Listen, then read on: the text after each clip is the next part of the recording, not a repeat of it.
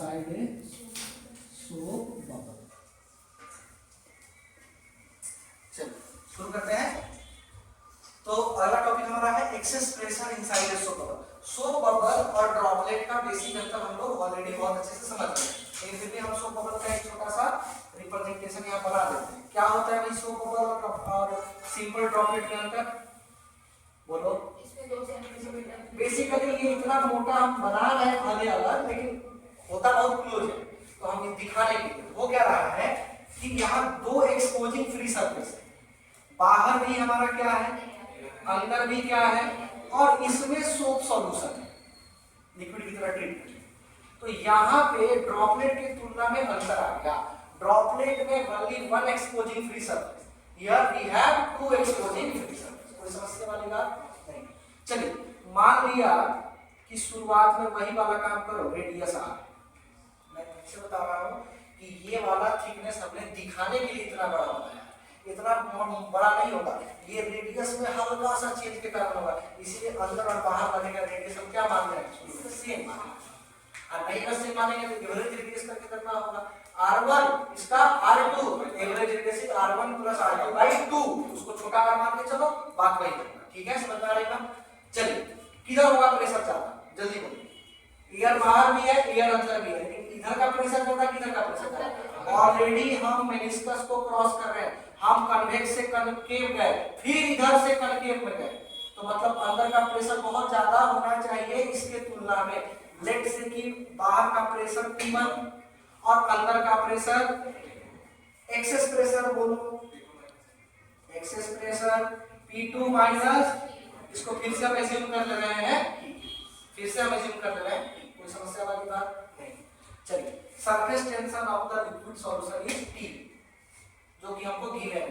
We have to find the value of excess pressure. क्या करें बोलो, R को डेल्टा R से इंक्रीमेंट कराने में जो वर्क डन होगा वो निकालना।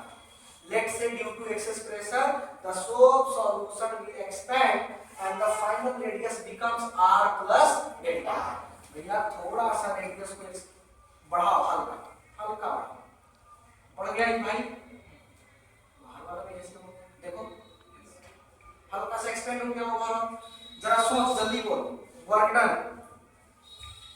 डन वही चीज P × 4πr² × delta, P × 4πr², this is the force due to excess pressure into delta, just अभी डिराइव किया, this is the work done.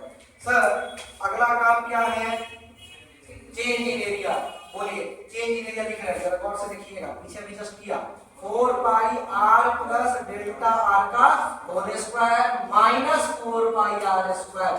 क्या ये चेंज इन एरिया है? नहीं, क्योंकि यहाँ क्या बताया कि सोप बबल में दो एक्सपोजिंग फ्री सरफेस है, तो मतलब कि हमको इसमें दो से क्या करना होगा, मल्टीप्लाई। इतनी सी बात, कोई समस्या वाली बात?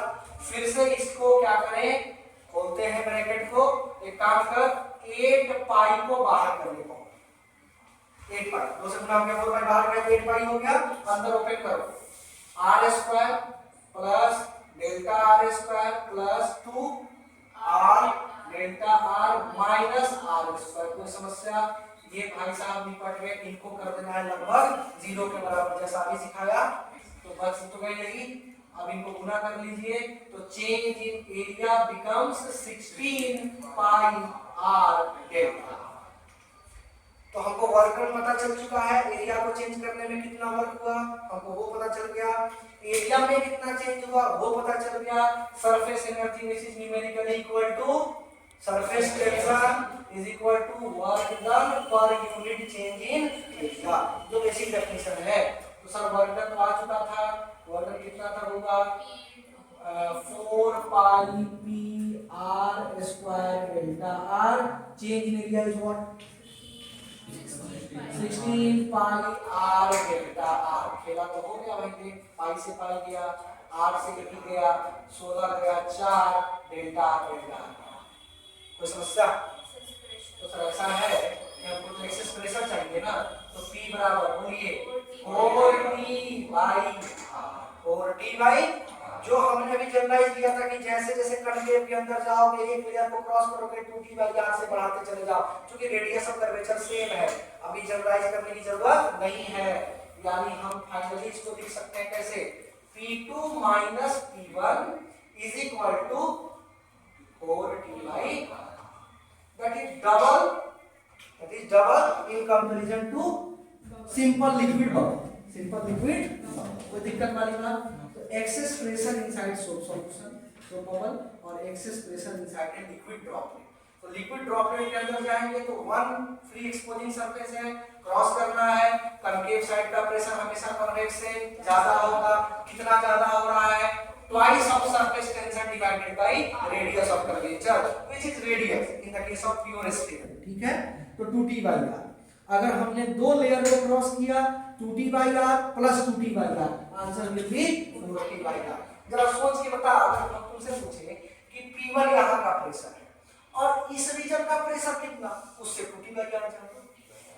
अरे लॉजिक से सोच, अगर बाहर का प्रेशर p1, सोप सॉल्यूशन इस रीजन में क्या है, तो इसके अंदर अगर हम प्रेशर की बात करें, एक लेयर को क्रॉस करना पड़ा, लेयर क्रॉसिंग कैसा है, कनकेव की कन्वेक्स, कन्वेक्स से क्रॉस करके कनकेव साइड में जा रहे हो, प्रेशर बढ़ेगा, कितना से बढ़ा, 2t बाई r। फिर से क्रॉस किया, कन्वेक्स से कनकेव की तरफ जा रहे हो, फिर से बढ़ा 2t बाई r।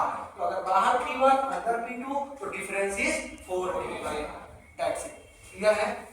अच्छे से उतार लीजिए इसको। आगे हम लोग पढ़ेंगे capillary rise and ascent formula. ठीक है।